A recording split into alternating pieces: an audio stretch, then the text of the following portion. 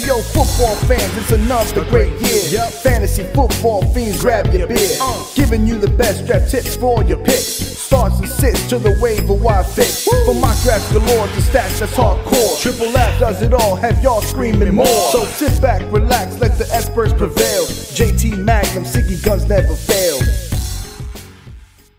Hello again, fantasy football fans. I'm JT Magnum. Welcome to week 8 of your sleepers edition of Fantasy Football Fiends. And it's Tuesday and I'm doing this, and I'm sorry if there's any injuries, but that's what happens. The NFL's so weird with injuries and stuff like that. But let's get this off right away. For the sleepers this week for quarterbacks, I have Jameis Winston, Trevor Siemian, and Brock Osweiler. And I'll talk about Brock Osweiler. Struggled against the Broncos, obviously, because it's the Denver Broncos, but he's going against Detroit at home, and he's going against a team that's given up 273 yards per game passing. And I know DeAndre Hopkins licking his chops. I'm sure Will Fuller is licking his chops. I'm sure just everyone is licking their chops to be able to face this Detroit team who hasn't been able to stop anybody on defense. And I think Brock Osweiler is going to finally come out and have a pretty decent game. He's going to get his $18 million for the year worth. And I think that all is going to be happy in Houston this week. Running backs, I have Christine Michael, Jacquizz Rodgers, and Matt Jones. I'll talk about Matt Jones. Cincinnati's given up almost 120 yards per game on the ground. They're playing in London. I think this is going to be one of those matchups where there's going to be a lot of ground and pound between both teams. I think Matt Jones, I think Giovanni Bernard is going to have a good game. I had him on my starts. But I think Matt Jones is going to be like that sleeper pick this week. That's going to be, a lot of people suspect with him because he's been fumbling and things like that, but I think he's going to have a good week this week.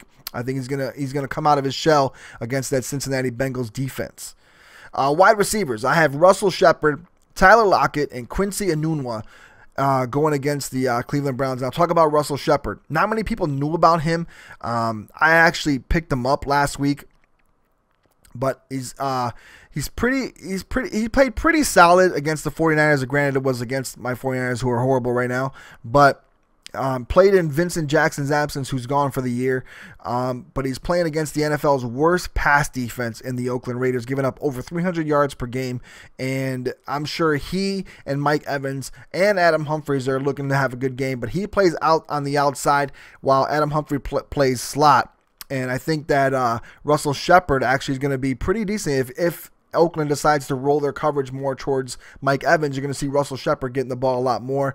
I think he's going to have a pretty solid game against that Oakland Raiders secondary.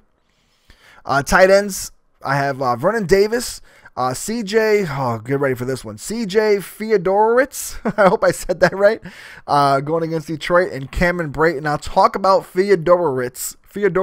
I hope I pronounced it right. I hope I didn't butcher his name, but Detroit has struggled against tight ends all season long, as they have against the pass all season long, and against the run as well. Just in defense, period, they've been struggling all season long, and they're on the road. When you're playing on the road, and the way that Houston plays offense and the way they use their tight ends, or at least the way they try to use tight ends, they haven't been able to, given the fact that Osweiler has been struggling. But Fiedorowicz should have a good game against that Detroit backfield secondary linebackers. I think he's going to have a good game, period. Look for him to get at least a touchdown, maybe about 60, 70 yards, and then maybe 6 or 7 catches. I think it's going to be a solid game for him and a solid play and a solid sleeper pick for you guys, especially if you have some people on a bye, because there's like 6 teams on a bye this week. Defenses, I have Jacksonville, Philly, and Houston, and I'll talk about Houston's defense. They have the NFL's number 2 rated pass defense.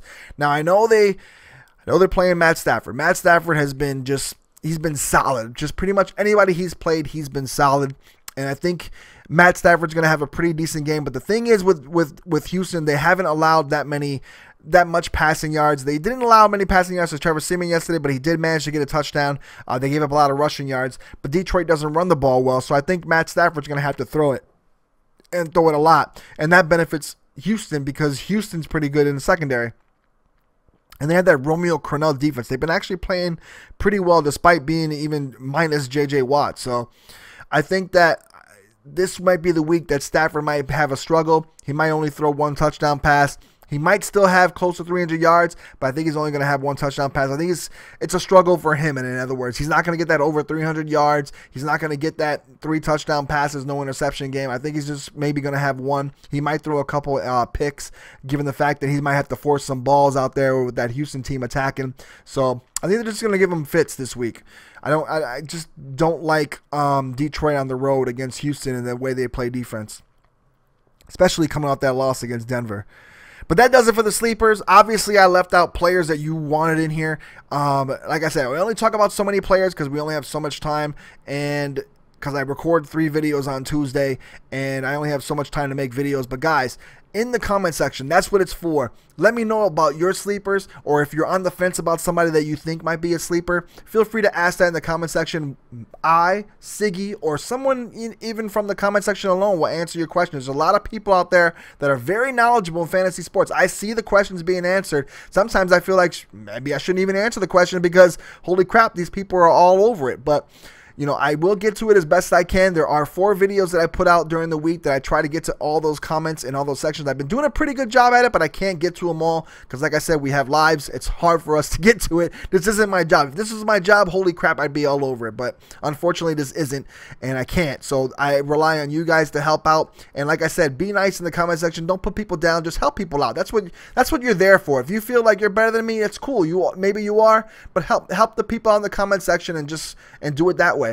Also, DraftKings, feel free to join the contest. It's $0. It's $0. It says bragging rights. You join our league, and then you look in the league at the lobby in the league, and you should be able to see the games. It'll say FFF for obviously fantasy football fiends. Bragging rights contest. Usually I do early. I do afternoon only, and I try to do another one maybe, and sometimes we do the buck ones that are $1, but if you don't want to play money, you don't have to. Just join for $0. I think you have to pay $5 to initially join DraftKings, so if you don't have that, but there's like 100 and something people in our league, so if there's that many people in our league, you should be able to play a free game that's $0. So you should be able to get the notifications. Check whatever email you signed up with whatever email you signed up with. Check that email. You usually get the notification for DraftKings for the contest when it started, and then you can just join it that way. All right, so that does it for the sleepers. Best of luck to you this week in your fantasy football week 8, and that's it. All right, JT Magnum signing out. Peace, y'all.